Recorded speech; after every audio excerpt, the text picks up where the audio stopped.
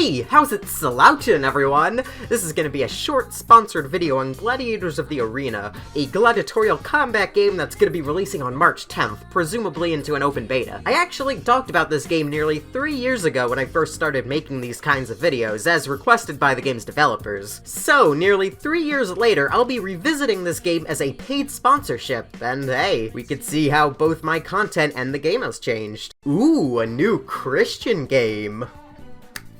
Neat. The build of the game that I was given to review currently only has single-player custom games, so I'll be focusing on that. As previously stated, and as you might infer from the title of the game, this is a gladiatorial combat game where you're placed into an arena to duel it out against other gladiators. In solo match being a free-for-all mode, you're given the choice between 3 arenas before getting to fill up the roster of opponents. You can customize each opponent by choosing their class out of 5 and a difficulty, or you could have the game randomly fill up the list for you. Once you've picked your gladiators, just press the figgoth button and you're raring to go. We get to choose our gladiator class and oh, I'm not too sure if they had bikinis and stiletto heels back in the gladiator age, but every game needs its sex appeal, I guess. Yeah, that hair clipping in and out of her back is making me uncomfortable.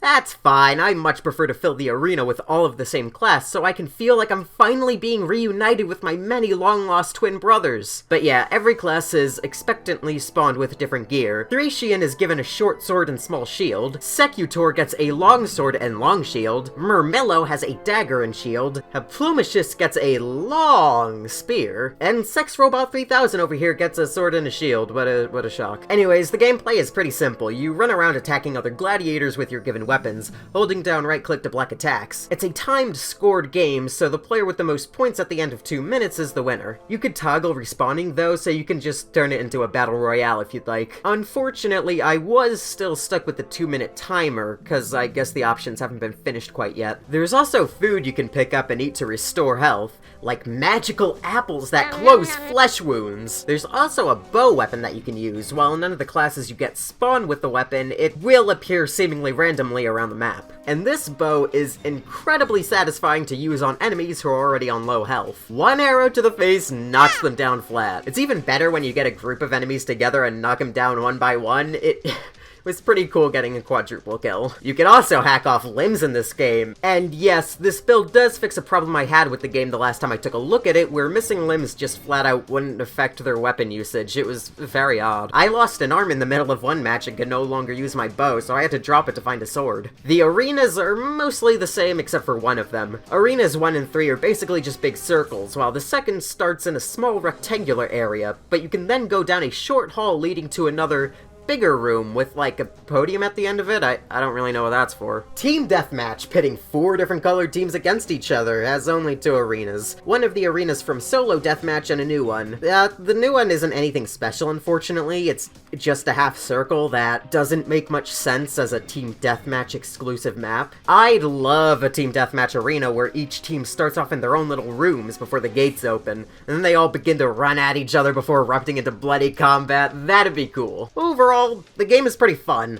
I just wish it were faster paced. Running and attacking are all pretty slow. I'd love much faster gameplay. And I also miss the spazzing dead bodies from the last time I played the game. I know they weren't intentional and were just physics glitches, but come on.